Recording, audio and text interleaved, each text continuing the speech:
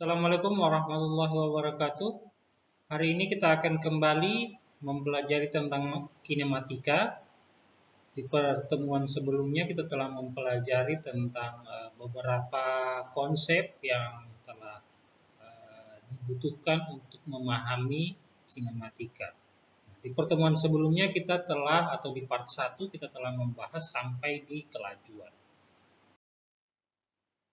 Nah, kita akan membahas ini ya, yang kemarin, laju. Ini untuk yang di pertemuan sebelumnya atau di part 1 yang membahas tentang kelajuan, di mana kelajuan itu berbeda dengan kecepatan. Jadi kelajuan itu adalah besaran skalar, atau laju itu adalah besaran skalar dan kecepatan adalah besaran vektor. Nah, interpretasi grafik dari kecepatan rata-rata. Kecepatan rata-rata dapat ditentukan dengan grafik posisi dan waktu, ya ini hampir sama ya dengan grafik yang ada di slide sebelumnya yang ada di part 1. Ya, kecepatan rata-rata adalah kemiringan dari garis air yang menunjukkan posisi awal dan posisi akhir. Jadi jika diketahui bahwa berapa sih kecepatan rata-ratanya, di mana delta x atau perubahan jarak dibagi dengan perubahan waktu. Jadi perubahan jaraknya itu adalah 40 ya, dari 50 ke 90 ya, 4. Jadi delta x-nya adalah 40. Jadi sehingga diketahui bahwa kecepatan rata-ratanya dengan rumus delta x per delta t dengan hasil plus 40 meter dibagi dengan 3 sekan, maka hasilnya sama dengan 13 meter per second. Selanjutnya kecepatan sesaat. Jadi kalau kecepatan rata-rata itu adalah kita mengetahui bahwa dari serang waktu yang tertentu rata-rata kecepatan dari titik A ke titik B sekian rata-ratanya. Nah, sementara kecepatan sesaat itu kita hanya akan melihat di satu titik saja. Ya, jadi makanya persamaannya berubah menjadi seperti ini. Nah, jadi ada fungsi limitnya. Di limit delta t sampai dengan 0. Jadi jika difungsikan, kecepatan sesaat menunjukkan apa yang terjadi di setiap titik waktu. Ya.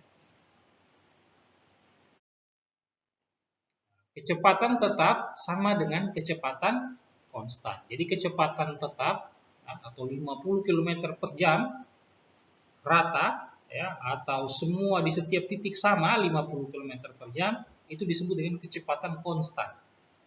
Kecepatan sesaat di setiap titik akan selalu sama. Jadi jika jarak misal 10 meter, sepeda diukur berapa kecepatannya di setiap, jadi di tiap titik pengukuran itu misal dibagi ke 5 titik pengukuran, maka kecepatannya itu akan tetap sama. Itu disebut dengan kecepatan konstan. Jadi interpretasi grafik dari kecepatan sesaat ini ya, nah, ini titiknya. Jadi di sini ada kecepatan sesaat, di sini ada kecepatan sesaat, di sini juga. Nah, jadi kita tinggal akan melihat. Jadi kecepatan sesaat adalah kemiringan dari garis singgung atau tangan line pada kurva saat waktu tertentu. Jadi pada saat waktu tertentu. Nah, laju sesaat adalah besar dari kecepatan sesaat. Jadi laju sesaat adalah besar dari kecepatan sesaat. Jadi dia hanya pada titik ini. Di sini berapa kecepatannya? Di titik ini berapa kecepatannya? Jadi memiliki kecepatan-kecepatan yang berbeda. Kalau dari grafik ini. Sehingga kecepatan sesaat memenuhi persamaan V bar ya, instan sama dengan limit delta t sampai 0, di mana delta x dibagi dengan delta t sama dengan limit delta t sampai dengan 0, di mana x finish dikurang dengan x i atau awal dibagi dengan delta t. Kemiringan garis yang menyinggung kurva x terdapat t. Jadi limit ini dinamakan turunan X terhadap T. Ditulis dalam notasi kalkulus ya, seperti ini. Jadi dx jadi tadinya limit dari delta T sampai ke 0, delta X per delta T itu menjadi dx dt. Ya, jadi berubah menjadi dx dt. Nah, ini adalah perbandingan antara kecepatan rata-rata versus kecepatan sesaat. Jadi kita membandingkan bagaimana sih perbedaan antara kecepatan rata-rata dengan kecepatan sesaat. Nah, dari grafik ini bisa kita lihat, ini grafik yang sama ya di kecepatan rata-rata, di mana kecepatan rata-rata itu diukur dari titik A sampai titik D. Jadi dia melalui jadi ada 4 titik yang diukur berapa sih kecepatan rata-ratanya.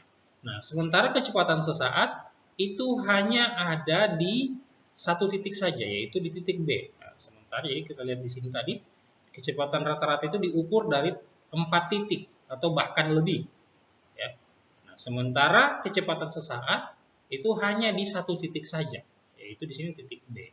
Nah, untuk lebih memahami tentang bagaimana pola perhitungan antara kecepatan rata-rata dan kecepatan sesaat, maka kalian perlu untuk menambahkan atau melakukan latihan soal di rumah ya yang ditulis. Jadi kalian cukup cari soal jawab untuk memahami bagaimana sih pola perhitungan dalam menghitung kecepatan rata-rata dan menghitung kecepatan sesaat. Jadi kalian perlu tuliskan dua soal jawab untuk kecepatan rata-rata dan 3 soal jawab untuk kecepatan sesaat. Ya, ditulis tangan di kertas. Nah, untuk percepatan rata-rata. Jadi beda ya antara kecepatan rata-rata dan percepatan rata-rata. Percepatan rata-rata itu adalah perubahan kecepatan. Ya, jadi terjadi perubahan kecepatan atau biasa dikenal dengan tidak konstan. Berarti menghadirkan percepatan. Jadi percepatan itu terjadi ketika terjadinya perubahan kecepatan. Ya, jadi dia tidak konstan. Kalau tadi konstan itu adalah dari 5 titik dia tetap dengan kecepatan 1, 2, 3, 4, 5. Jadi dari 5 titik itu kecepatannya sama semua, tidak ada yang beda. Nah, sementara kalau di percepatan itu beda. Jadi ketika di titik 1 ke titik 2 itu terjadi lonjakan kecepatan. Itu disebut dengan percepatan. Jadi percepatan rata-rata adalah perbandingan perubahan kecepatan terhadap selang waktu.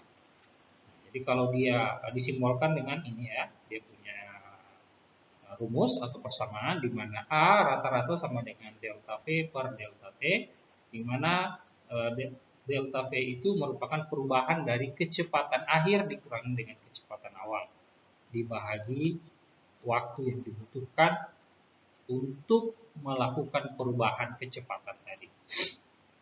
Kecepatan rata-rata adalah besaran vektor, jadi mempunyai besar dan arah. Jadi sama seperti kecepatan tadi, ya, dia adalah besaran vektor. Jadi dia tidak sama dengan laju. Laju adalah besaran skalar. Jadi kecepatan dan percepatan itu adalah besaran vektor.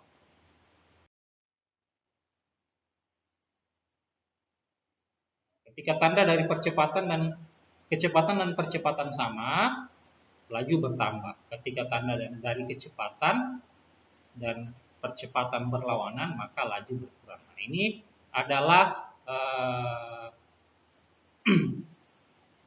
istilah yang biasa dikenal dalam percepatan. Jadi percepatan itu ketika terjadi lonjakan kecepatan dalam waktu tertentu yang tadinya 40 km per jam kemudian tiba-tiba dinaikkan menjadi 50 km per jam. Itu percepatan.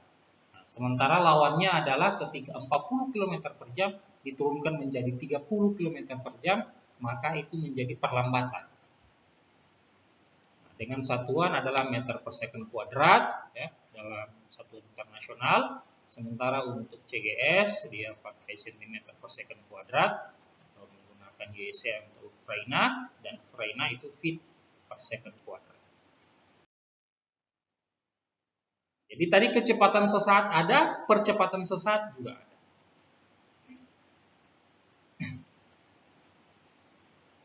Jadi sama dia. Polanya itu adalah jadi jadi kalau tadi itu percepatan itu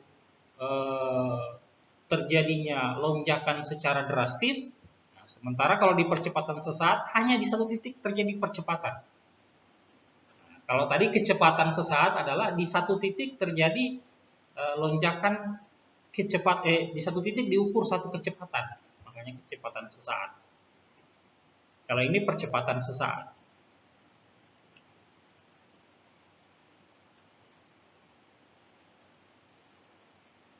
Jadi ketika percepatan sesaat selalu sama, percepatannya akan tetap konstan. Ya, jadi percepatannya akan tetap. Jadi ketika percepatan sesaat selalu sama, jadi di titik A, B, C, percepatan sesaatnya selalu sama, maka percepatannya akan tetap konstan. Jadi konstan dia. Di titik A, dari A ke B, itu dari 40 km per jam ke 50 km per jam. Dari 50 km per jam ke titik C, dari B ke titik C 50 km per jam, 60 km per jam. Dari titik C ke titik D itu 60 km per jam sampai 70 km per jam. Jadi percepatannya itu dia konstan karena peningkatannya itu tetap di setiap saat 10 km per jam.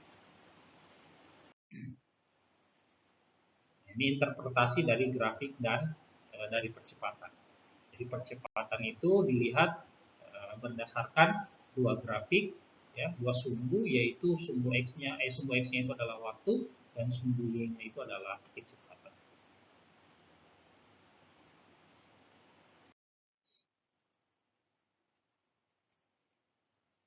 Jadi sama dia untuk, ya, kalau tadi dx dt, ya, ini hanya untuk kecepatan saja.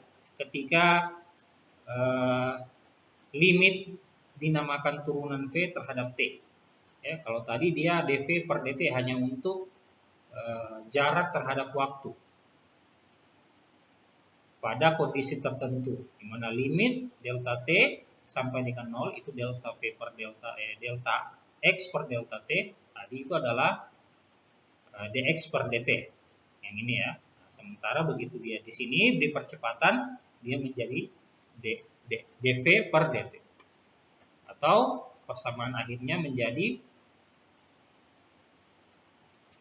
limit dari t delta t sampai dengan ke 0, delta v per delta t itu sama dengan d kuadrat x per dt kuadrat.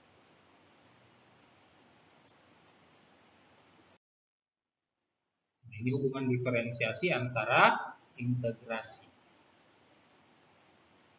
dan integrasi, ya. Jadi ini antara hubungan antara ini diferensial, ini integral. Nah, dx sama dengan v dt. dv sama dengan a dt.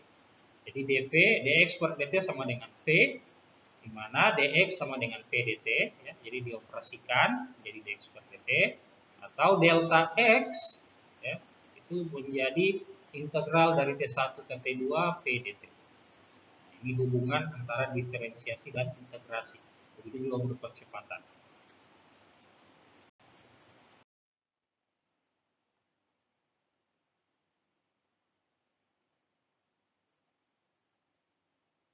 Jadi tugas kalian untuk percepatan sesaat, ya, sama seperti halnya di kecepatan sesaat dan percepatan konstan, ya, sama juga seperti dengan di kecepatan konstan.